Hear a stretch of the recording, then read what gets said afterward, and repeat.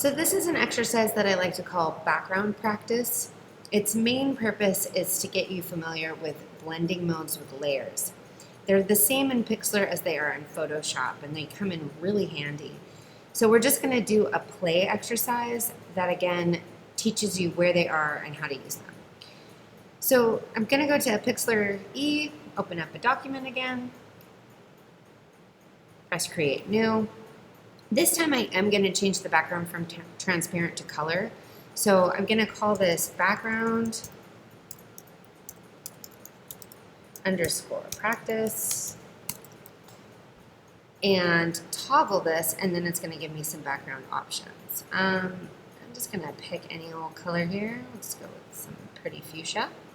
You can drag it around like you can within the app and then press create. Woo, that's bright.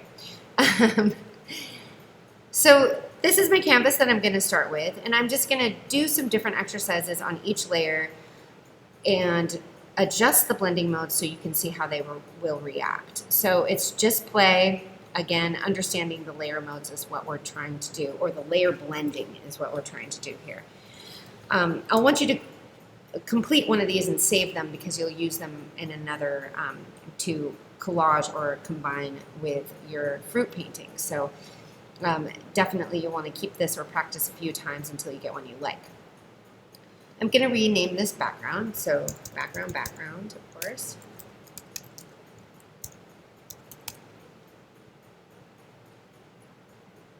As you can see, this is the blend mode here, and I have nothing selected at this time. That's okay, it's the background. But as you see, as we move through, I'm going to be changing that, both the blending and the transparency. I'm going to do the plus symbol and do another empty layer. I'm going to name this one Shapes. And I'm going to continue to work with the marquee tool. As I told you in the sphere, these shape tools are vectors and they work a little differently. So we're going to continue on with the marquee select so that we have pixels on pixels and we don't have to worry about rasterizing or if anything's happening with the layers that are unexpected. So I'm going to go ahead and drag this out. My first shape. Again, I'm just going to make a series of shapes. Use the fill tool again. Again, sorry for the pop-ups, but that's what we get for free. Go ahead and press this, and I'm just going to find any old color that I like. You can make it bold and bright, and then I'm going to click in there. Do Command D, that's for deselect. I'm going to pull out an ellipse, just overlap it. Go back to my paint bucket. Maybe I'll just pick something, I don't know, maybe another pink color. Again, you can have fun with this. As you can see, it drew behind, okay? So you can, if you go here, I can select that and I can, oops, sorry, I don't want to do that yet. But I can, at a different date, select it and rearrange, distort, that sort of thing. But I don't want to do that right now, okay? I actually just want to keep on drawing shapes, shape on shape. Now, if I didn't want this to cut into the shape, I could have always made another layer, and then it wouldn't have reacted with this shape so much. But I'm okay with that because we want to make some, we're just playing around and we're making some new shapes on shapes. I'm going to deselect, and I'm going to pull out another rectangle, or I'm sorry, I'm still on the circle tool, so I'm going to go ahead and do that. Maybe you go there. It. Okay.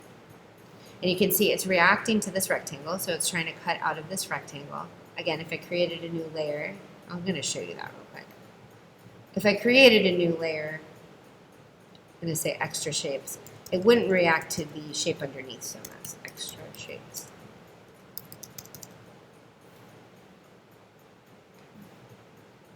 Command D for deselect. I'm going to switch over to a rectangle, pull that on top. Go ahead and fill it with another color. Let's just do red. I'm just randomly picking. Oh, sorry. Red. Gotta press OK.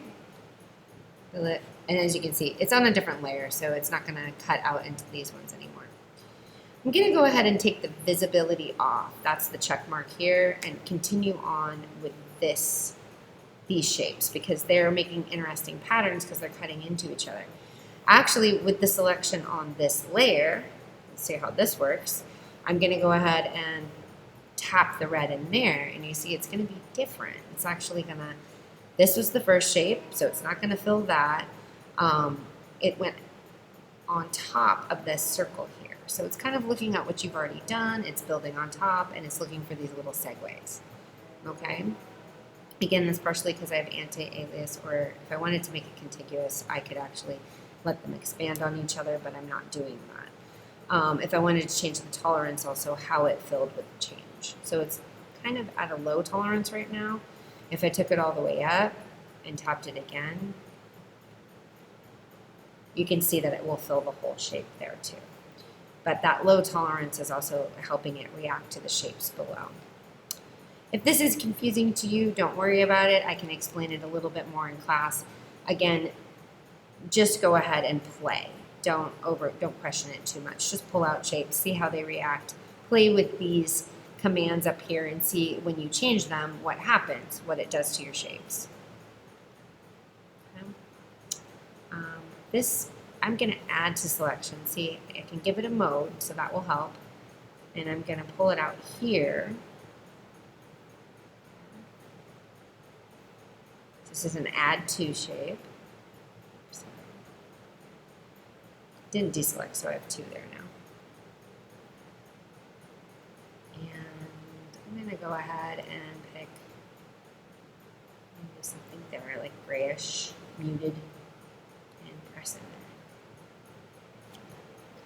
there. So again, the tolerance, will probably bring it up, and it would fill it a little bit more.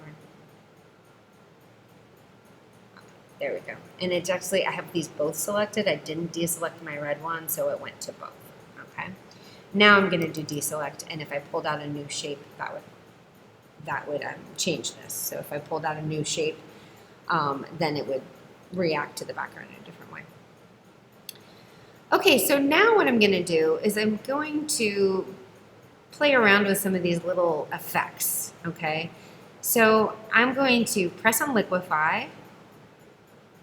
And I'm just gonna, look, see here, it has all these different commands. I can swirl it, I can enlarge, I can shrink, so on and so forth. Again, this is play, so just go ahead and move your cursor around and see what happens. Okay? You can see that I can change the size and the strength, which I'm gonna do.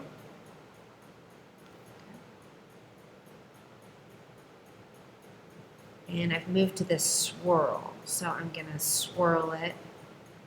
So I'm moving it around, trying to swirl it.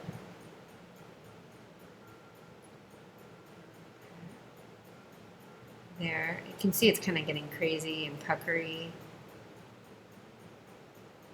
And I can just kind of play on an edge there. I'm just moving it back and forth, and then it will create that swirl.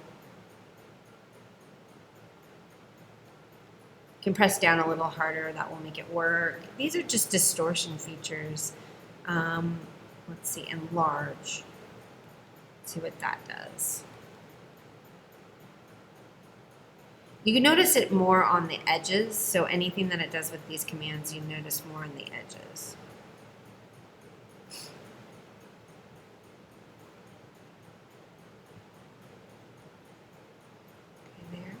I'm actually going to go up to the extra shapes layer, and I'm going to do that again.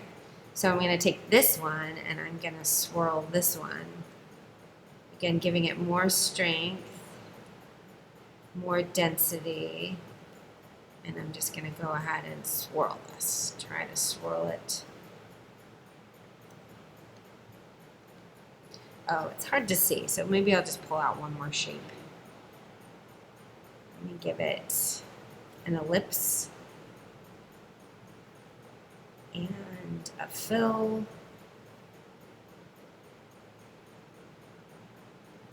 Here.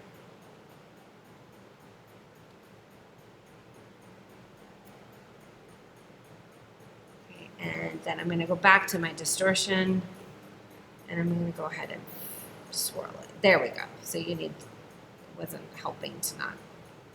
Got to swirl it with something. Okay. And I'm going to do Command D, and I'm going to keep swirling and swirling. Okay.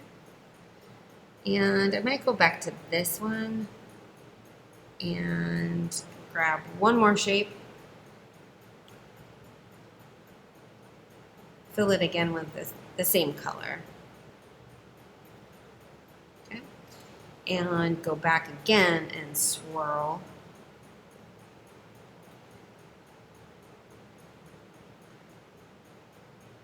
I'm just kind of having at it at this point. Swirls everywhere. Got the settings so they really show more. Okay. And then I'm going to add one more layer. Again, just playing around. So I don't really have to have this look like anything. I'm going to do deselect to get rid of any of my marching ants. And I'm going to go on one more layer, an empty layer.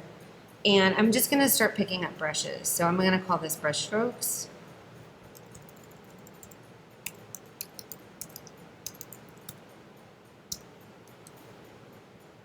And go ahead and grab either the pen, maybe I'll do the draw pen first, see what comes up here. Sketchy, large size, a lot of it. Again, I'm going to just pick some random color or maybe just black marks. It's okay. And I'm just going to draw across it. Ooh, fun. Okay. Just making fun. That's cool. Crayon, switch the color. Scribble. You really want to make a pattern, go ahead, but again, make a mess. Have fun. Just like feeling like you're drawing on the walls or the fridge or something that you shouldn't be doing. And then, let's see, I'll just grab any brush, or maybe some of these pattern brushes. This is an opportunity to use something you haven't used yet, so I'll do that. Ooh, shapes, patterns. Okay, and that's pretty good. You can do, if you want to play a little bit more, you can take some of these shapes and add a filter to them. Not really required. I really kind of would rather you use with the distortion tools or just playing with this toolbar and the distortion tools that are embedded. You can also cut out shapes, move them, things like that. Next, you want to play around with the blending modes. Just get an idea of what they do. Again, there's no right answer. Just allow yourself to adjust them until there's something that you like aesthetically. So as you can see on the, and start with the top one. So as you can see, the brush strokes, I have no blend mode, but as I scroll over, or once I click down, I can see there's all these different things that I can do. So I'm just gonna go ahead and click on one. Okay, and you can see it's done something to some of my marks. It's got rid of the color difference. Okay. So this basically is picking up the color behind. I'm going to go ahead and go with that. The next one, so I did difference on that one, and that will show up. I'm going to try a hard light. See what happens. Not much. Soft light. Okay. Or overlay. I kind of like that. That made the pink a little more transparent and vibrant. On this shapes layer, or the red, I guess.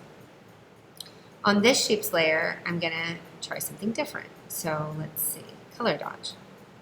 Ooh, that changed them a lot. Different. So the opposites of the color they were. Exclusion, saturation, luminosity. That's kind of nice. I can also do that, and I could, the luminosity, and I could take down the transparency so that it doesn't seem so contrasty or bright, or keep it either way. The alpha channel, just go back to hue or saturation. Kind of like the saturation, you can take it down slightly. Or luminosity. Again, you can look at erase, okay? Again, that shows the opposite. And I'm going to stick with luminosity. I like that one. And then for the background, I might actually just take it down a little bit because it's super bright. Or even maybe give it a blend mode as well. That is the background, so it's not going to do it as much. Okay, you don't see much change there. Okay, and that's what I've got. That's just a little playful scratch pad. That's all I want you to do as homework. Again, it can be scribbly, messy, and then you can work on something that you like a little more refined that you're going to be mixing with your fruit painting. And that is all.